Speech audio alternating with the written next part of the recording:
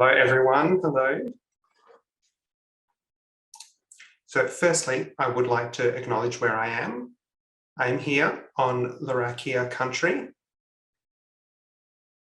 and it's here in Darwin. And I would like to pay my respects to the elders past, present, and emerging. And I would like to acknowledge all the other Aboriginal and Torres Strait Islander people who are here with us tonight, who are watching. And I hope you're all well. So tonight we're talking about intersectionality, and I've been thinking and I could go on and on forever. I mean, 10 minutes is, I'll try and keep it short. But yeah, I was very keen to hear and see what everyone else was talking about tonight and the different impacts that have had on me, and that feeling of I've experienced these things too. I grew up in a remote area. I did speech therapy for 16 years. I had a mum who was a singer. I had a brother who was a singer.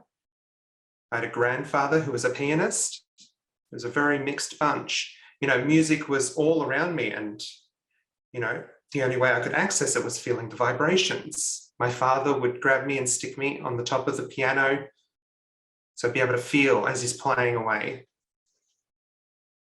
My mum would, put my hand on her throat while she sang.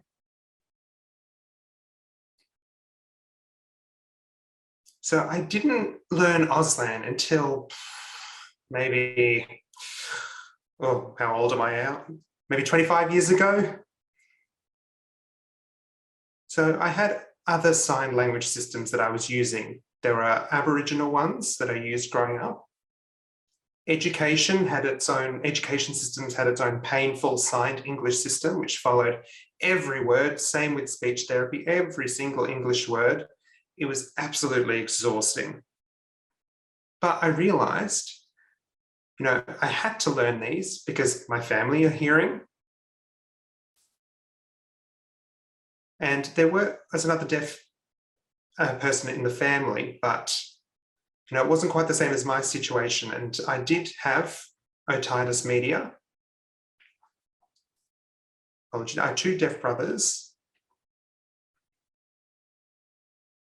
So myself, I was born deaf, and then I had an operation and it caused me to regain hearing in my left ear. And it involved lots of training and lots of practice, lots of speech therapy. But then I became sick, living out in a remote community. There's no hospitals. It's way too far. If you get sick, then, what are you going to do? So that hearing that I'd regained began fluctuating again, and then I lost it. And the speech therapist realized, you are missing words. They caught that all that language development I was doing, I was starting to miss out on words. And they were saying, no, speak again. No, you're missing words. And so at that point, I just stopped speaking for a while. That was it. I decided to rely on my signed communication. And I thought it was important. Growing up in Queensland, it was a very, very racist place, very conservative. Just to let you know, I am over 50. So back then, it was a frightening time. There weren't a lot of people that identified as gay or lesbian or what have you. It was just wasn't allowed or spoken of.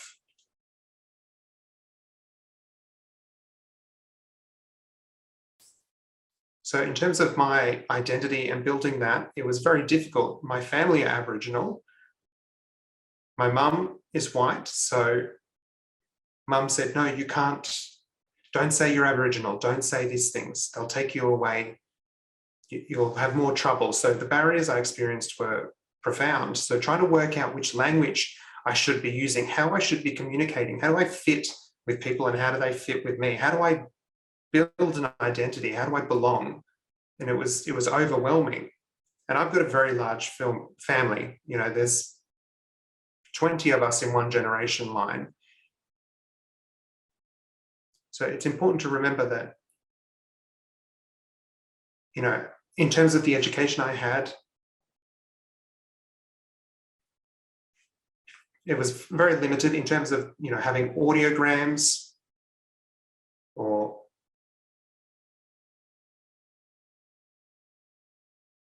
at the schools. When going through my education, they had a particular radio that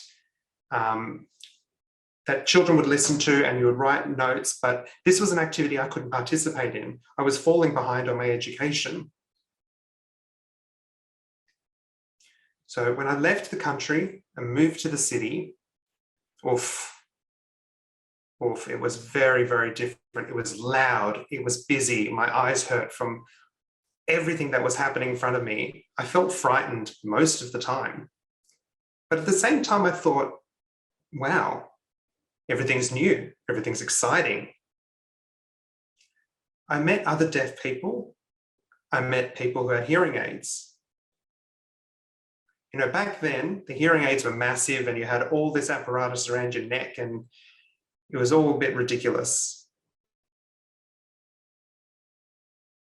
So, those sorts of things, I always try to remove them and not associate with having them.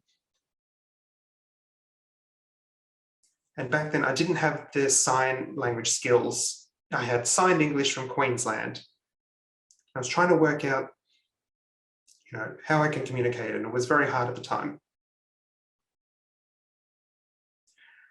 When I was with my family,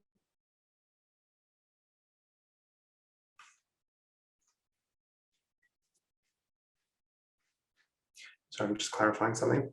So being with my family was fine, and communication was fine. But if I was not with my family, if I was with new people, if I was with strangers, if I was people at school, there was just, no hope. I couldn't communicate. I was stuck. So that was a process in itself that I had to get through. So it felt like I lived many different lives, many different adaptations I had made to myself. Sometimes I felt, like I had 4 lives. I had my Aboriginal life, white, hearing, deaf, all these different lives that I had led. Gay, regional, single mum, the list goes on. In terms of the identities I feel I have and my intersectionality, it could go on. But I was very lucky. I realized that people that are naturally different, I didn't need to adapt or be different. I could see people who are different. I could then associate and feel a sense of belonging. And I realized my own identities from seeing other people that were that way. I saw people that were different. I thought, I like you. I like this because you are different. It felt like a massive pressure had been relieved. I spent so long trying to adapt, but then finding the right people. And, it made me think, why can't I be me? And then finding the right people makes all the difference. People with the same philosophies, the same beliefs and values. I always say, like mum, like heart. So it's perfect to just be able to have people around you where you've got shared philosophies and you accept each other's differences. Why can't we? And I just thought, these are beautiful experiences. So Cheryl Lee, your talk before, in terms of our community, the children, 1 in 3 Aboriginal children that do have a hearing loss that becomes permanent. If we catch it at an early stage and it becomes preventative and it avoids them going to the system and it, we prevent all those sorts of negative outcomes. In terms of my work, I do meet a lot of people who are in the judicial system. And it really upsets me to see the third generation, that I'm now working with and helping to try and stop them from going into prison.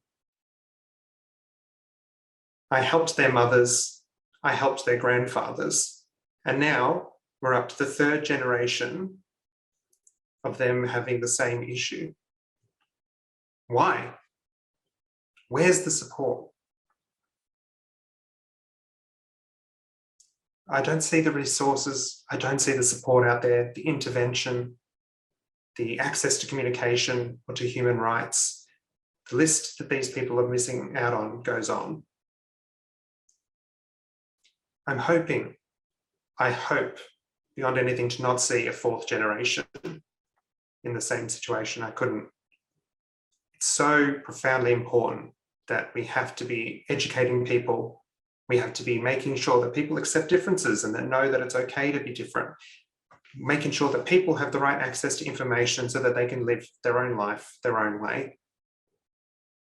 So I'm hoping in the future, it'll be a domino effect and we'll see these improvements. And that's me, really.